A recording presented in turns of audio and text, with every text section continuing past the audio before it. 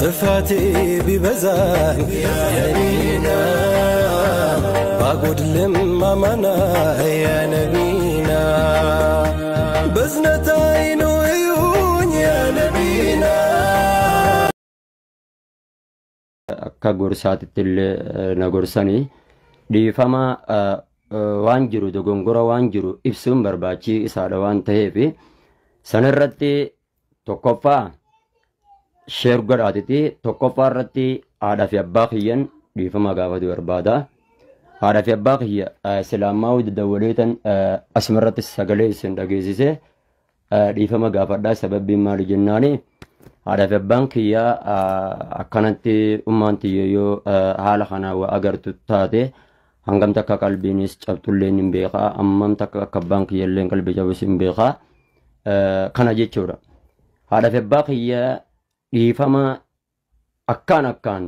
gaafadhee akkaan akka isaan qalbii takkaan illee na tufanii du'aa illee na godhan hin gaafadhaa. Itti aansee obboleeyyin kiyya kadhiiraatii fi kandalaa ka wajjin dhalannes dhiifama sin gaafadhaa. Itti aansee sheekota keenyaa sheekota ulamaawwan gurguddaa akkasuma wajjin ustaazan du'aa'ota akkasuma wajjin xullaabota ilmiidhaa fakkaattota akka kiyyaa akkasuma wajjin isaanillee dhiifama gaafachuudhaan barbaade deebii ammas akkaan namni akkaan dhiifama gaafadhu ijoollee shamarraniiti. Shamarra maafiin haadhatiyya dhiifama gaafadhe jennaan shamara jechuun dubartii jechuun haadhatiyyaa obboleettii tiyyaa jechuudha. Jaartii tiyyalleedha. Shamara waggaa jedhan obboleettii tiyyaa haadhatiyyaa haadha gootaati wallaaletii miti kana hundallee jechuudha. Kana hundallee wallaaletii miti keessaa ijoollee akkaan namni irra guddaan namni narratti duulu isaan waan ta'eef sababa saniitiif dhiifama gaafatu barbaadeeti. Keessaa akkaan ijoollee shamara biyya arabaadhaa kan jiran shamara biyya arabaatii fi Itoophiyaa fi biyya alaa keessa jira walitti qabata. Sababbiin maali?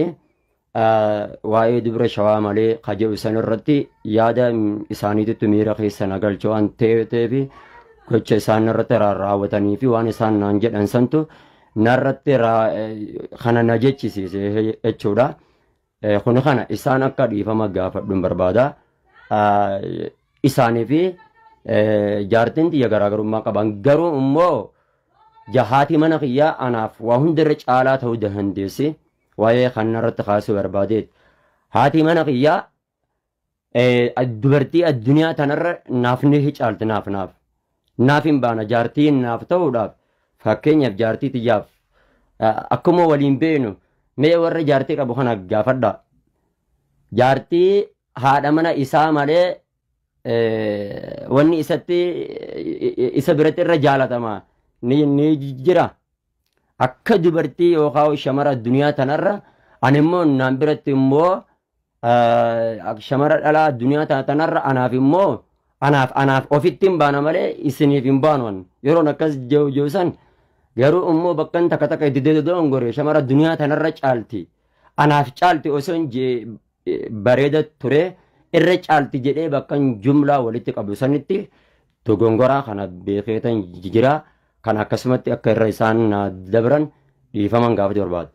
Lammata deebi'ee shamarri warri shawaadhaa irratti fuudhuu hin ta'u sababbiin jees miidhaa guddoodhaatiittu narratti gaggeeffama. Yeroo hunda ustaad booniyyee maal je'an jijanii arrabaan illeen waan illee naan je'anii jechaan illee na tuqanii miira keessan na galchan jechuudha. Tayyib sababa san irratti dubri warri shawaa irratti fuudhuu hin ta'u jechuu irratti miira keessa galee jechuudha. Tayyib ani immoo akka mataa kootitti haadha mana kiyyaa irratti hin fuudhu jee ofitti nan murteessa. Sababbiin maali waan hin jaaladhuuf jecha. Nama hin jaaladhu tokko irratti hin fuudhu jee nan murteeffadha. Sagaleen hin jirtu warri jettan bilbila keessan sirreeffadhaadha. Nama hin jaaladhu jaartii xiyyatanin akkaan jaaladhu irratti hin fuudhu naam tana waa dangala. Osoon qabeenya illee qabaallee dheedha. Osoon rabbiin humnaa fi qabeenya sonatti kennelleedha hin fuudhu jee ofitti nam murteessa waa'ee haadha manaa shamara warra shawaarratti itti fuudhuun hin ta'u jeessan bakka sanatti tan dogongore malee ta ofii xiyyaa immoo ta jaartii xiyyaa irratti hin fuudhu tana immoo tan irratti hin fuudhu jedhee murteessuu hin danda'a tun waan ofii jaaladhuuf jecha. Lammata deebi'ee ammas jaalalti osoo bifa qabaatte maal jiru sanis naam anaaf immoo anaaf akkas garuu kana keessatti namoonni waa heddullee yaadullee ni jiranii kan asumatti beekanii viidiyoo dogongoraan akkas jedhe san dubri warri shawaadhaa akka daa'imaatti kunuunsan jedhu san silaa jaartii ofiidhaa yookaan jaartii tante jaartii ofiidhaa akka daa'imaatti kunuunsa jechuun qabatu ture sanillee immoo dhiifama gaafachuun barbaadeeti. Tayyib ammallee ka itti aanu maaltu dubbii kaleessaa san na jechisiise osoo jechuun kutin warroota dhiiraatis dhiifamallee gaafatu barbaada. Irra caalaa namni shamara caalaa namni arrabaan natti duulee ustaada booniyyee jedhee akka malee hamilee na cabse. Laa rakkoon qabu ustaada booniyyee jechuun laa nama gatii ta'eetii fi nama osoo nan silaa isaan dura jiraatu baadhee isaanii gattahee ustaada booniyyee naan jehu ture. Nama ofillee hin beekneetu nama maalummaa namallee hin beekneetu ustaada booniyyee namaan jechuun danda'a osoo abbaan kiyya kan itti waamamu jiru ati immoo akkas naan jechuu hin dandeessu jaartiitu naan jechuu dandamalee kun kana isaanillee dhiifaman gaafatu barbaade gama bi'iraatiin wallaahi haasawa kaleessaa san irratti haasawa kaleessaa osoo hin ta'in waa'ee kitaabaa irratti akkaan bakka tana maqaa rabbii guddaatiin isin qabee bakka tana sirriitti dhaggeeffadha osoo miira keessa hin galletan bakka tana sirriitti gaffageessee haasawuudhaaf deema dhaggeeffadhaadha waa'ee kitaaba booniyyeedhaa waniin irratti dubbadhe jecha sheekaa roobeetii fi sheekan nama sadiinsaa jecha sheekan kanaatiitu hawaasanatti dammase jecha sheeka roobee maaliif boohaa maaliif akkas ta'a maaliif dhalaadha boohaa jedhanii soomana kanan natti haate jechi suni shamarran suuraatiyyaa fi viidiyoo fuudhanii wal biratti hidhanii wallaahi soomana kana rabbuma jeetan afaan qabadhee obsee hoggan viidiyoo san argu akka malee hanjamaan natti godhanii qalbii na cabsan jechuudha jecha sheeka sananiiti sheeka saniifillee guyyaa qiyaamatan irraa kafaladha malee dhiifama hin godhuu fi kun kana jecha sheeka saniitiitu hawaasni arrabaan narratti duule jechuudha sanirrattan waa'ee booniyyeedha yoo barbaaddan an haadha mana kootiiti akkam faarfadhatullee nin danda'a nin faarfadhaa nin jaaladhaa akkam fedhetti walaloodhaan faarsuu nin danda'a sababa sanirratti baaba jechuun yaa akii mee dhaggeeffadha bakka tana viidiyoo waraabaatiiti muraa biraan naagaa warra quraana rabbul izzati wal jalaalitti taphatu kana biraan naaf ga'a warra hadiisa rasuulaatitti taphatu biraan naaf ga'a warra hadiisa ergamaa rabbiitti taphatu biraanis naaf gaha baaba hoggaa jedhan namoota karoora tokko baafatu ni danda'a mata duree baabni hadiisaa miti baabni quraanaa miti baabni quraanallee miti hadiisallee miti kan akkuma beekamu ilaala baabni walaa hadiisallee miti walaa quraanallee miti baabni hoggan jedhu baabni baaba waan akkanaa kana keessatti dubbatameera atillee baafattee baaba muratu ni dandeessa fakkeenya biradha warroota warra hojii mootummaa keessa dalagu fakkeenya fudhadha baaba baafatu ni danda'a kun kana jechuudha sababa isaan irrattan baabu hubbii gartee jedhee jechuu dandeenye baaba san keessatti nin barreessan jee malee hin barreessine yaa akhi na ilmi namaa dogongora keessa sababa jecha isin yookaan isin duulaa isin irratti duultan santu akkanan baaba jee dubbatu na taasise jechuudha ta'e ammoo bakka tana rabbii guddaan isin qabeetan jira wallaahi wabillaahi watallaahi wallaahi warabbil ka'aba